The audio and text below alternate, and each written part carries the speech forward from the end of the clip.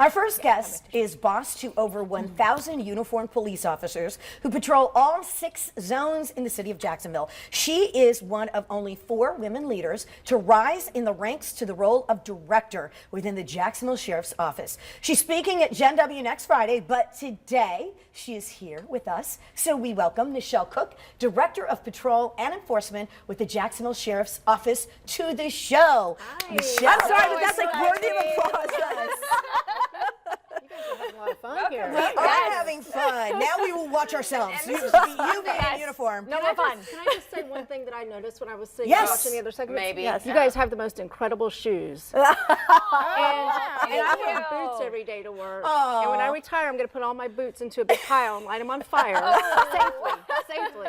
I can And understand I'm going to go out and buy me some fabulous shoes. Uh-oh. Who's that? I don't know. Things are falling. John, That's how it works around here. Yes, that's what happens sometimes. Live TV, can you tell? All right, so Nichelle, Yes. You're a police officer. Yes, ma'am. Now, when you were growing up, is that something you wanted to do as a little? Because you know, a lot of times when you ask little kids, when police officers, firemen, teacher, Heroes. you know, yeah.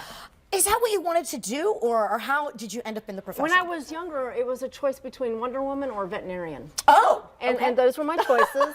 What happened to Wonder Woman? Yeah, really, right? The cups, don't you? Right. She is Wonder Woman. Wonder Woman won.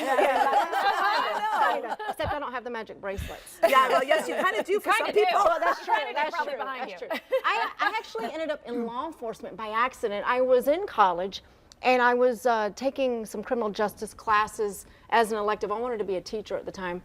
And one of the classes I had to take was required that you do a ride-along with an officer. So I jump in the car, I'm like, yeah, I'll knock this out. And one of our first calls, we got to run, it's called X, Blue Lights and Sirens, down the wrong way on a street to a big bar fight. And the officer burst into the bar, and everybody's fighting, and I'm like, I want to do this.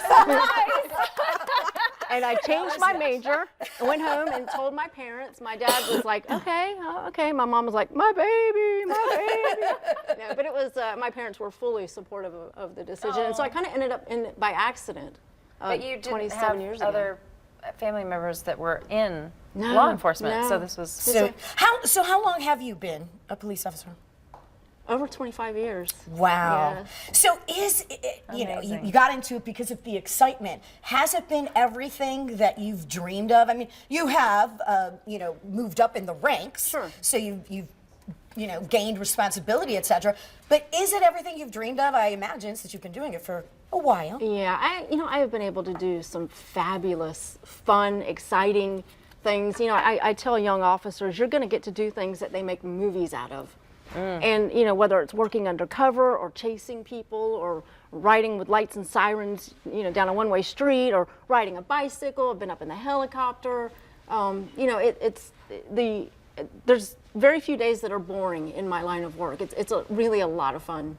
So, I mean, coming into your line of work as a female in, I would imagine, a pretty male-driven... Pretty. Yeah, exactly. Well, what is that like for you, and has it been a struggle? Has it been difficult, or, you know, what's been your experience with that? Well, you know, it was interesting because when I went to do my interview, and I think because I wasn't from Jacksonville, I was a little naive about Southern.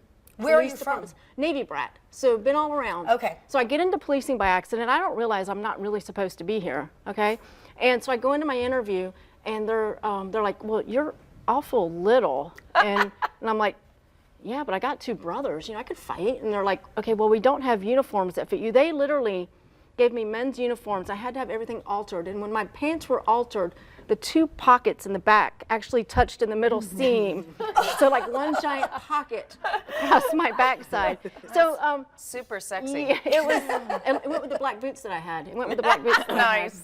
But you know, I had to go to Sears and get boys' blue pants, and I had to get boys' shoes. But we've come so far, and now you know, there's obviously officers that are smaller than me on the force now, and they make uniforms to fit everybody. And but in the beginning, it was a little bit of a challenge. It was, but again, it was, you know, you kind of take it with a sense of humor and just work through it. What challenges do you experience, though? I saw we were talking about you're a boss supervisor of 1,000 other officers. Yes. What is that like, and how many women are on that force out of opposed to men? Okay, so the Jacksonville Sheriff's Office, we have about 14% women. 14%. Which is a national average, and so most of the people that I do oversee are men, and it's you know, they're great. I've been so blessed to be surrounded by a bunch of men and women who really care about this community. And you know, police officers come from the human race, so there are mistakes made. But most of the people that work for the Jacksonville Sheriff's Office really want to be here and really want to make a difference. And oftentimes the mistakes that are made can be handled through training, or you know, they get chewed out. They know if they get called to my office, we're going to shut the door and have a little, we call it a prayer session, and get their minds right and get it fixed and move on. But you know, I've been very fortunate that the people that I work for and with are fantastic. Just fantastic. I just think it's so fascinating to choose this line of work. You have 4 children of your own. Yes. So you put your life on the line every single day, and you know, you put yourself out there. What are some of the safeguards that you, like, I don't know, I go to work and I put on some mascara and some false eyelashes and I'm good to go. But like, you go out and you've got a bulletproof vest and you're like, Right. you're in there in the mix. What is that like for you on a daily basis? Well, my job is, I go to meetings now. You know, gone are the good old days of chasing bad guys. I go to lots of meetings. No more bar fights. No. But you know, but every day, you know, to and from work, I stop at the gas stations to get coffee in the morning, or I stop and go to a restaurant for lunch. People don't know who I am, so they assume because I have on the uniform that I'm a police officer. Obviously, I am. So you're never really off duty, even if you're downtown going to Do meetings. people thank you for your service? You know, that has been phenomenal in the past couple of Awesome. years. The support that this community has for our officers is phenomenal. It's so nice to be out and people come up and thank you for the service. But you know, it's funny because my kids watch Cops, because I was on Cops many years ago. Oh, you were? Oh, yes. What? Yes. We 17 didn't even years get ago. into that. Oh, Yes. wow. So every episode. Don't we have one of those little episodes for here? Roll the tape. Roll This is your life, Did you Michelle. get the bad guy? I did. John Walsh came and rode with me too from America's Most Wanted. Oh, Yeah. wow. So That's much awesome. information that we didn't get to. Okay. All right, you're yeah. back. I'm back. You're on another episode. Like, you're back with us. My kids All right. watch Cops all the time. You're not on the show, Mom. I'm like, I'm only in season 12, guys. But we've watched, you know, so it's funny.